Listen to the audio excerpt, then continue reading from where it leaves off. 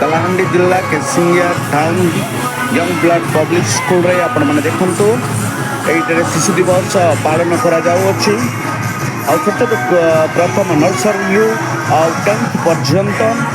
समस्त निज निजर परफॉर्म देखाउछंती आ कल्चरल प्रोग्राम मध्य एठारे चालू अछि आपण माने देखुछंती अनेक स्टूडेंट्स छात्र माने एवं तांकरी अभिभावक माने समस्त एकत्रित होई अछंती आपण माने देखंतु बहुत सुंदर भाव रे याकू